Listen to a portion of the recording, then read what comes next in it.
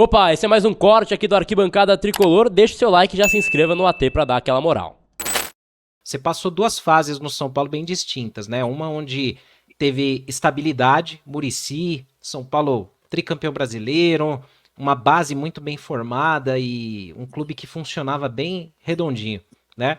Numa outra passagem que você veio, já tinha um momento mais turbulento, trocas e toda hora. Do que você vivenciou, não só no São Paulo, né? Mas na tua carreira, né? Em outros clubes, quanto que atrapalha para um elenco e para um jogador que a gente aqui do lado de fora não faz ideia muito, essa coisa de, mas entra um outro treinador, é outra filosofia, é outro jeito de trabalhar. Quanto que isso bagunça no dia a dia, no treino, no resultado ali? Olha, eu acho que foram duas passagens. A primeira, como você frisou, com o Muricy Ramalho, né? Foram 3 títulos brasileiros seguidos, coisa que é muito difícil. Porém, um grande grupo de jogadores e, acima de tudo, também um grande treinador que gerava muito bem isso. Mas eu acredito que um treinador que tinha muita convicção também, porque o Muricy foi questionado em alguns momentos, né? Alguns não, acho que os 3 anos dos títulos brasileiros, o Muricy foi questionado por ser eliminado da Libertadores da América. Mas eu acho que o grande contexto era que nós, naquela ocasião, como atletas também, né, e o próprio Muricy, sempre a gente dava uma resposta rápida, que era no Campeonato Brasileiro. E essa resposta rápida acabava que não havia tantas críticas, porque o torcedor, a imprensa, né, já começava a colocar o São Paulo como grande favorito e ganhar o campeonato brasileiro. Mas já em 2010, quando eu retorno para o São Paulo, eu pego um grande treinador também, que era o Ricardo Gomes. Para mim, o Ricardo Gomes está na prateleira dos grandes treinadores do futebol brasileiro.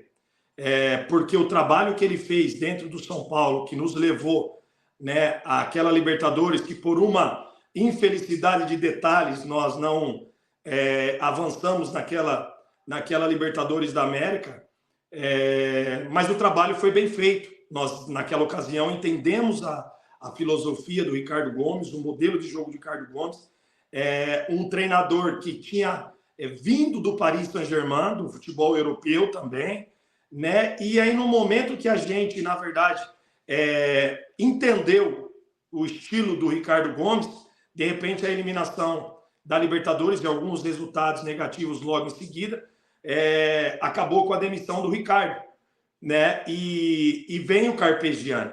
E aí vem o Carpegiani, né? Que cada treinador tem o seu modelo, não é uma crítica no estilo de trabalho do Carpegiani, mas o Carpegiani já era um treinador com uma ideia de jogo, uma filosofia de trabalho um pouco mais antiga, né? E o Ricardo tinha já uma filosofia de trabalho que era do futebol moderno, onde a gente já treinava. Então houve, na verdade, ali, né, um choque, né, para nós, que de repente eu acredito que um retrocesso naquele momento. E aí aconteceu o que aconteceu dentro da Copa do Brasil, que nós fomos eliminados para o Avaí, né? Então, assim, aí você vê o quanto a demissão de um treinador pesa no resultado futuro. Talvez se o Ricardo Gomes tivesse uma sequência no trabalho, né, a diretoria tivesse acreditado no trabalho dele, tudo que ele fez até chegar numa condição de poder disputar, quase disputar uma final de Libertadores, e se a gente tivesse passado do Inter, já estaria no Mundial, né? Não quer dizer que por alguns resultados o treinador passou a ser ruim, né? Então eu acho que se apostasse um pouco mais em 2010 no Ricardo Gomes, talvez a gente daria essa resposta na Copa do Brasil, né? Então, assim, foi um choque muito grande.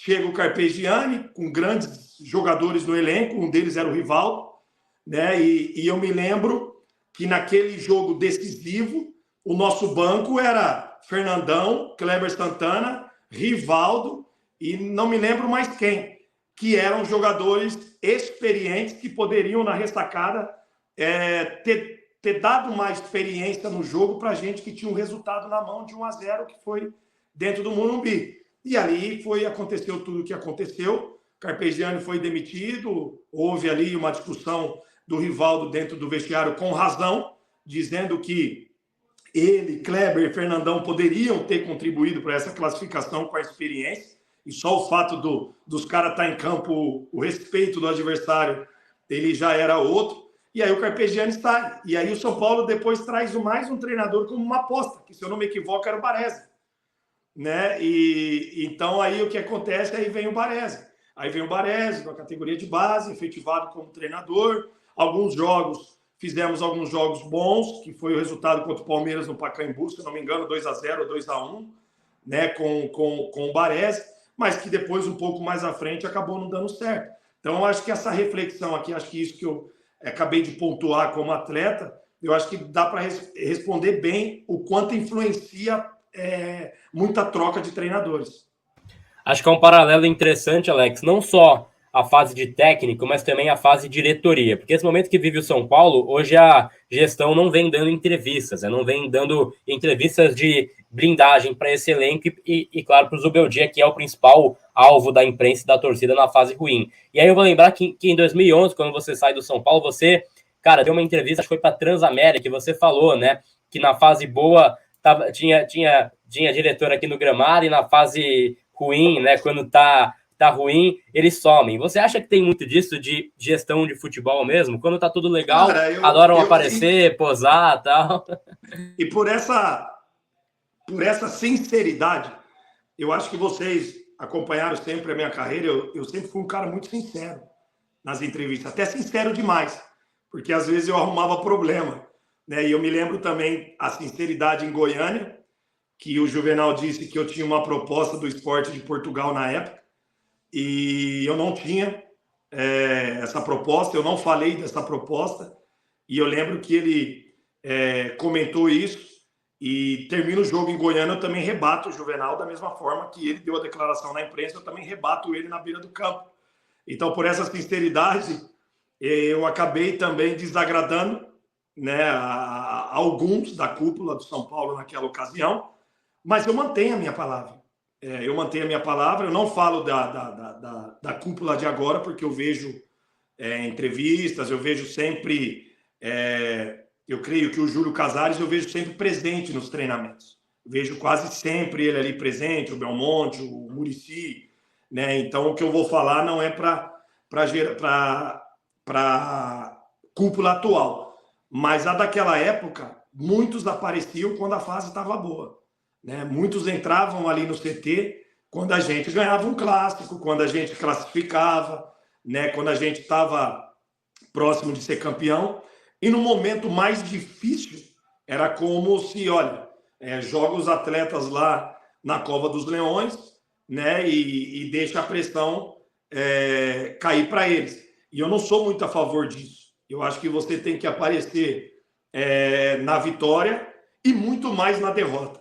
Porque eu acho que é na derrota, é no momento difícil, né, isso eu acho que é na vida, que você acaba até deixando o legado e fazendo a diferença dentro de um problema.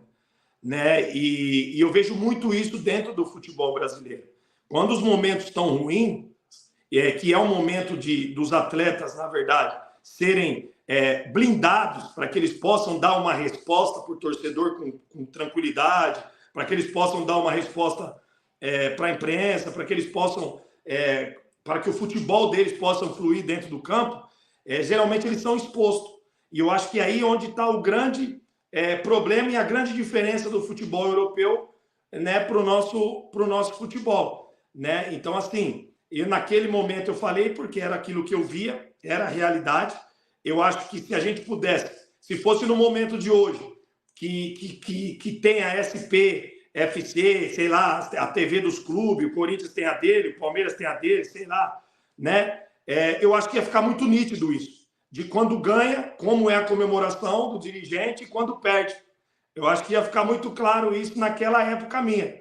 Entendeu? Quando a gente ganhava, o vestiário estava cheio. Quando a gente perdia, não ia ninguém. E muitas das vezes as pessoas que ali estavam não olhavam na sua cara quando perdia. Então isso me revoltava.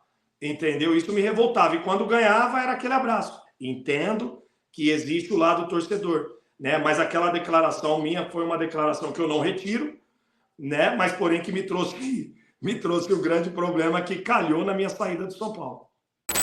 Gostou desse corte? Então deixa seu like aqui embaixo, se inscreve e não esquece de compartilhar com os amigos, hein?